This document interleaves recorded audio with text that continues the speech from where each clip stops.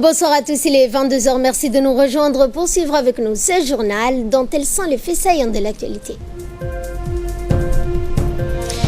Une coopération fructueuse dans les régions, c'est ce que nous verrons dans notre magazine. Et Ali Sabi, une région en pleine croissance.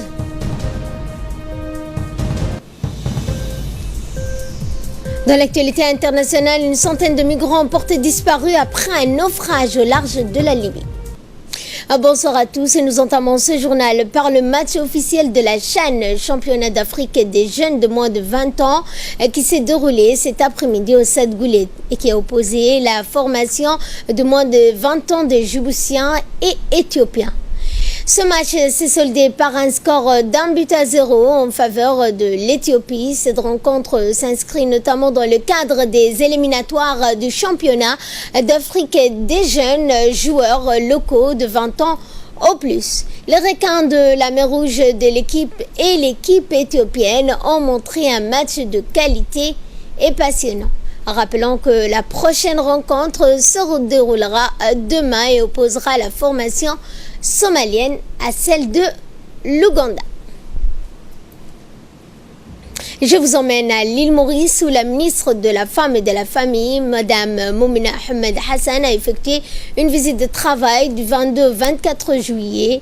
La ministre a été reçue par son homologue, Madame Fazila, ministre de l'égalité du genre, du développement de l'enfant, du bien-être de la famille, afin d'échanger leurs expériences respectives en matière d'égalité du genre, du développement, de la protection de l'enfant, de l'autonomisation économique des femmes et des jeunes filles, afin d'établir une coopération sud-sud dans ces domaines. Également dans l'actualité, dans le cadre du programme de renforcement des moyens de subsistance et de réduction de la vulnérabilité, l'association de la coopérative des pêcheurs de Korangar a tenu à marquer la deuxième journée consécutive de solidarité portant à une partie de la population, en l'occurrence les familles des malades séjournant dans l'hôpital de la région de Dikil.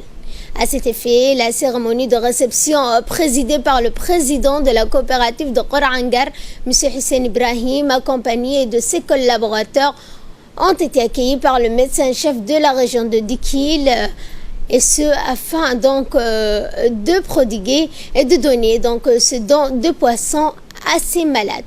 Rappelons donc que l'objectif étant de servir au plus près des communautés rurales et d'être à l'écoute dans ces besoins des malades. Et ce mercredi ont eu lieu les élections des jeunes parlementaires des États de la Ligue arabe. Au poste de président, l'on a nommé le Soudan et les deux vice-présidents sont respectivement le Koweït et celui de la Jordanie qui ont été élus. Les jeunes parlementaires de Djibouti ont postulé pour le poste de vice-président mais n'ont pu obtenir le poste. Néanmoins, Mademoiselle Iliouad Idriss et M. Khaled font partie des deux commissions qui ont été mises en place, à savoir la commission des droits de l'enfant et la commission des activités. La prochaine session du Parlement des enfants arabes se tiendra en février 2020 à Serja. Une cérémonie de clôture de formation suivie a lieu à l'INAP. Cette formation qui a duré une semaine et a regroupé plusieurs cadres de l'administration publique du département ministériel. À travers ce projet, des réformes d'envergure nationale tentent à développer le concept de gouvernance administrative pour rendre son administration efficace, responsable et compétitive. La cérémonie de clôture a été présidée par le secrétaire exécutif chargé de la réforme de l'administration, Mohamed Awali Dirir, et le directeur de l'INAP, M. Sharmaki Idriss, et suivi de remise de certificats aux participants.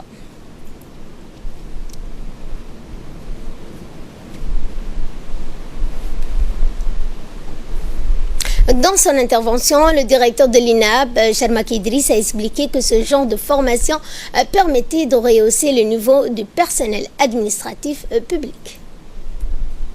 Chaque année est programmée au moins à 2 reprises. Elle a été demandée par l'ensemble des ressources humaines parce qu'elle permet d'améliorer la performance de nos cadres et des cadres de notre administration. Pourquoi elle est importante ?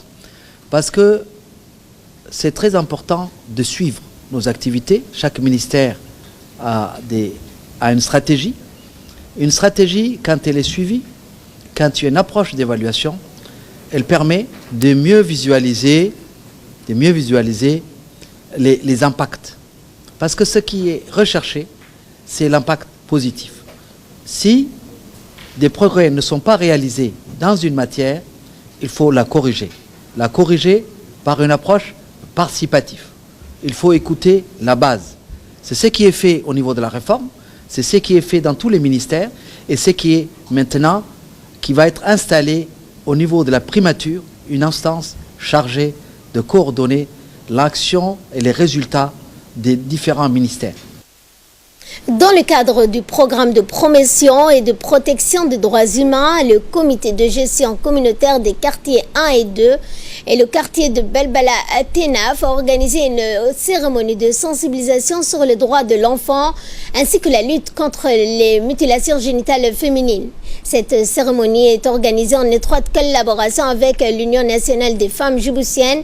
Cette cérémonie est donc le but d'initier est pour mettre fin à l'excision des femmes. Dans cette édition, la région d'Ali Sabieh est à l'honneur du week-end où, en raison des vacances, nous irons à la découverte de nos régions et de découvrir ou redécouvrir nos magazines consacrés à ces régions. Et je vous propose donc de suivre cet instant le document qui vont suivre sur le développement de la région d'Ali Sabieh, son potentiel économique qui se reflète sur la nouvelle dimension de cette capitale économique du Sud en pleine expansion. La capitale Assa Diog ne cesse de gagner du terrain chaque jour, signe d'une bonne santé économique. Cantonnée jusqu'alors à la périphérie du centre administratif et de l'ancienne gare, Ali Sabieh prend un nouveau visage et s'étend aujourd'hui de toutes parts. Avec cette explosion urbanistique, Ali Sabieh s'étend aujourd'hui du lieu dit Guérenoug à la nouvelle gare. Si les anciennes habitations étaient construites traditionnellement en matériaux légers, le nouveau Ali Sabieh connaît des constructions modernes et en dur qui font leur apparition. Ce haut lieu de villégiature qui est Ali Sabieh compte de plus en plus de villas, d'hôtels et de centres commerciaux. Cette grande capitale du sud du pays est très prisée pour son climat en cette période de canicule et voit quasiment doubler sa population. Ce n'est pas un hasard si Ali Sabieh abrite l'unique centre sport-études du pays où sont principalement formés nos athlètes. D'autres aspects font également de Ali Sabieh une ville incontournable pour toute la population des deux régions du sud du pays. Ali Sabieh abritant l'unique centre hospitalier de référence. Au carrefour des trois frontières, avec des installations hautement stratégiques par où transite l'adduction d'eau transfrontalière, l'interconnexion électrique avec l'Éthiopie et la nouvelle voie de chemin de fer, Ali Sabieh se présente comme une ville stratégique faisant office d'interface entre Djibouti, le Somaliland et le grand voisin éthiopien. Pour cela, Ali Sabieh compte également une grande garnison des forces armées avec à sa tête un officier supérieur mais aussi homme de terrain pour qui le Sud n'a aucun secret.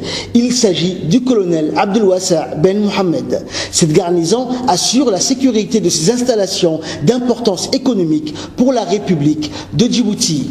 Au vu de ce carrefour de frontières très perméable, notamment pour les trafics en tout genre, ils sont épaulés pour cela par la gendarmerie et la police nationale. Par ailleurs, comme le reste des régions du pays, un conseil régional préside la destinée de cette région du sud du pays. Conseil régional présidé par M. Omar Ahmed Waïs. Et dans le second document, nous allons voir l'autre pôle de développement d'Ali Sabieh, son potentiel agricole.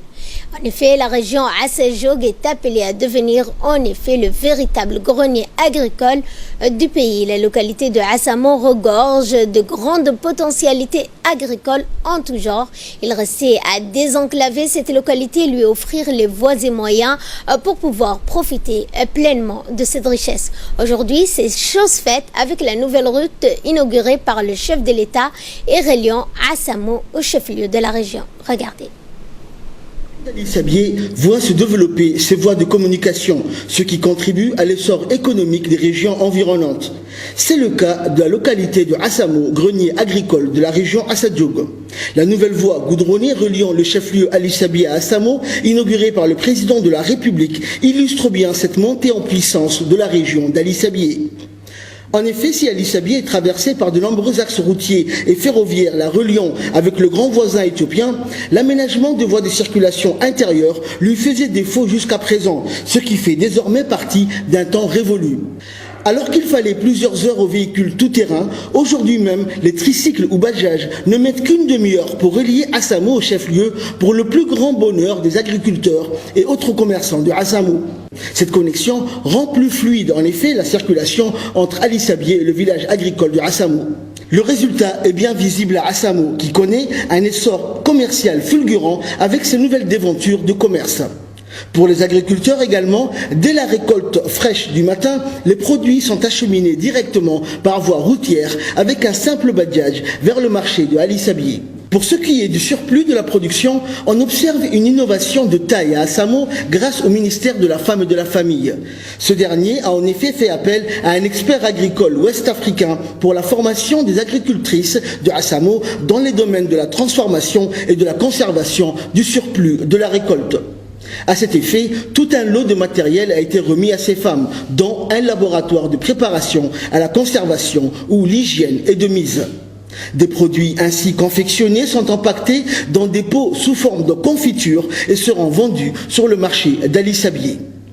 Cette forme de production qui a démarré en juin 2018 a porté ses fruits. Cette innovation, jusqu'à présent inconnue des agriculteurs djiboutiens, a été un encouragement à travailler davantage la terre, d'où cette expansion sensible des jardins potagers à Assamo, comme vous pouvez le voir. Et dans notre troisième dossier de cette soirée, nous allons évoquer l'histoire de la plus ancienne cité médiévale de notre pays. Il s'agit bien évidemment de Daasbio, qui a réussi à traverser les âges alors que ses pères relèvent du domaine de l'archéologie. Alors, quel est son secret? Comment a-t-elle réussi à transcender le temps? Les explications dans ce document. Daasbio, hier jusqu'aujourd'hui, reste une énigme de l'histoire, une exception des cités anciennes qui a réussi à traverser les temps et à chaque fois échappe de peu à l'oubli. Son histoire commence avec Zeila, l'un des premiers ports sur cette côte qui va servir de tête de pont aux marchands venant du Yémen, de l'Inde et d'ailleurs. Un port qui va se tourner également vers l'export et monopoliser ainsi le commerce régional pendant de nombreuses décennies. L'histoire de Daasbio est intimement liée à celle de Zeila, mais être antérieure aussi à celle-ci au vu des gravures rupestres dont font état certains connaisseurs de la région, ou encore cette grotte mystérieuse faite de main d'homme dont une rampe d'accès a été aménagée récemment. Autre réalité frappante encore, Daasbio a connu une civilisation anté-islamique, comme en témoignent ces tombes non conformes à celles de la période islamique, également présentes dans le même cimetière. En attendant que nos historiens soient fixés sur les dates exactes, on peut affirmer sans se tromper que Daasbio était une des routes principales du port de Zeila, un port où s'approvisionnent les caravanes en partance pour la région d'Aoussa. Un haut lieu d'échange et de rencontres. Le premier du genre dans cette contrée, Daasbio le sera jusqu'à la construction du port de Djibouti qui va détrôner celui de Zeila. Du coup, la station de caravane de Daasbio va se délocaliser vers Djibouti. Et comme l'écrit le gouverneur français de l'époque, plus de 50 caravanes, comptant chacune une trentaine de dromadaires, partent chaque jour de Djibouti. Et cela en période de Khamsin, précise-t-il, ce qui préfigure toujours, selon ses estimations, de l'essor du port de Djibouti. Conséquence directe, Daasbio, dont les activités commerciales s'estompent progressivement, sera abandonné par ses habitants. Son salut viendra du tracé de la nouvelle voie de chemin de fer vers les années 1917 qui passera par Daasbio. C'est la Renaissance et durant toute l'épopée glorieuse du chemin de fer, Daasbio va traverser les âges et se projeter dans une nouvelle ère, celle du chemin de fer bien sûr. Cette nouvelle donne permettra à Daasbio de tenir le cap jusqu'aux années 2000, où le chemin de fer cessera définitivement ses activités. C'est le coup de semence, dira-t-on. Une fois de plus, elle sera désertée par ses habitants. c'est la désolation. Plus rien ne bouge, et pour cause, Daasbio est encore une fois coupé du monde. De temps à autre, un chamelier se hasarde à se rendre dans ce village désert où il ne trouve pas un sac de dourra à acheter. La situation reste donc sans espoir. Mais c'était sans compter sur l'arrivée sur la scène politique en 99 d'un visionnaire. C'est le coup de tonnerre. En effet, de passage à Daasbio durant sa première campagne pour la présidence, le candidat Ismaël Omar Guelleh déclare haut et fort, alors que tout semble perdu, que Daasbio ne s'éteindra pas et fera vivre, comme l'ensemble du pays, tous ses habitants, ajoutant au passage que la jeunesse de cette cité médiévale reprendra le flambeau pour aller de l'avant et qu'il sera là pour l'accompagner.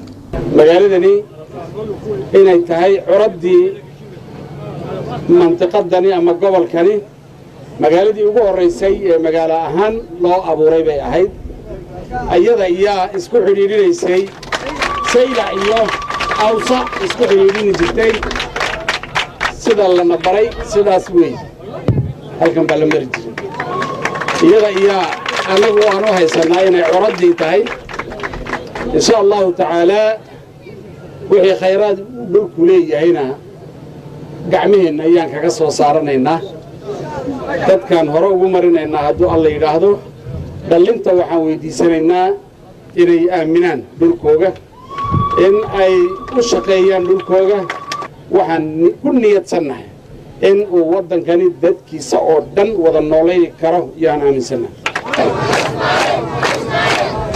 Ce qui semblait être une promesse de campagne aux yeux de certains prendra corps et âme. Sa vision est simple. Daasbio pourra vivre de son passé. En effet, elle sera orientée vers le développement du tourisme. Pour cela, son patrimoine culturel et historique sera mis en valeur, d'où la construction, à l'initiative du président Guelleh, d'une rampe d'accès qui permettra de visiter la célèbre grotte de Daasbio, entre autres. Des initiatives seront lancées par le gouvernement pour promouvoir le tourisme et la découverte de ce patrimoine exceptionnel. Plusieurs associations verront le jour, comme les Amis de Daasbio, qui vont organiser des journées promotionnelles pour la découverte de ce village antique. Aussitôt, les activités touristiques font leur apparition. Daasbio voit l'arrivée de touristes étrangers accueillis au plein cœur du village de Daasbio. Cela fait l'affaire des caravaniers qui transportent ces mêmes touristes jusqu'au chef-lieu de la région, Ali Sabié, et à dos de dromadaire. La vente de produits artisanaux de confection locale constitue de leur côté un commerce rentable auquel s'adonnent les femmes de Daasbio. Avec le repeuplement de Daasbio, le gouvernement, sous l'impulsion du chef de l'État, lance un programme de réhabilitation des infrastructures de base. L'eau d'abord, avec de nouveaux sites de forage, un nouveau château d'eau et un réseau de distribution d'eau. L'électrification, au solaire d'abord, ensuite avec l'interconnexion. Sur le plan social, la solidarité, un thème si cher au président, prend tout son sens à Daasbio et se conjugue au quotidien. En effet, si les enfants des environs de Daasbio vont à l'école aujourd'hui et assurent ainsi leur avenir, c'est grâce à la solidarité agissante d'un généreux donateur en la personne de M. Hussein Kamaj, un homme d'affaires djiboutien qui a fait don d'un véhicule tout-terrain flambant neuf. Mieux, un don qui est entièrement géré par la population de Daasbio, qui ainsi s'organise et se prend en charge, et partant de là, sont devenus des acteurs clés contribuant au développement de leur village. La laiterie de Douda n'est pas en reste, puisqu'en raison de la sécheresse qui sévit dans la région, elle reste le principal fournisseur de lait aux cantines des écoles. Avec toutes ces infrastructures, Daasbio respire de nouveau et prend un nouvel élan et se projette dans les prochains siècles. Ses habitants sont fiers de revenir et de perpétuer ainsi cette force de vivre de leurs ancêtres fondateurs de Daasbio, Daasbio, l'éternel. Nous restons toujours à Ali Sabié dans le cadre du programme de renforcement des moyens de subsistance et de réduction de la vulnérabilité. L'association coopérative des pêcheurs de Khorangar a octroyé un don de 100 kg de poissons frais aux malades des hôpitaux de cette ville d'Ali Sabié. En effet, la cérémonie de réception a été présidée par le président de la coopérative, M. Hussein Ibrahim Ali, accompagné de ses proches collaborateurs, ont été accueillis par le président du conseil régional d'Ali Sabié, Sabié, Omar Ahmed Ouahes et le préfet adjoint Khadar Idriss Sougué. Objectif étant de servir donc cette communauté et être à l'écoute donc et répondre aux besoins de cette population. Un atelier de sensibilisation et de mise en œuvre du plan stratégique national de sensibilisation contre la traite des personnes et le trafic illicite des migrants, et ce en collaboration avec l'OIM, avec l'équipe et l'appui financier du gouvernement américain, s'est tenu hier à Ali Sabié. Cet atelier, présidé par les autorités de la région, notamment de la préfecture, du conseil régional, a regroupé tous les responsables des services concernés et des représentants des différents corps de l'armée opérant dans cette région. Et de là, nous passons à ce qui domine l'actualité internationale. Je vous l'annonçais en début de journal, plus d'une centaine de migrants portés disparus après un naufrage au large de la Libye. Près de 150 autres ont été secourus selon l'ONU. Il s'agit de la pire tragédie en Méditerranée depuis le début de l'année. 145 migrants ont été secourus par les gardes-côtes libyennes et ramenés vers Homs. Certains survivants ont raconté que leur bateau avait coulé et qu'il y avait encore à bord quelques 150 migrants. Voilà, c'est tout pour ce journal. Merci à vous de l'avoir suivi. Excellent week-end à toutes et à tous.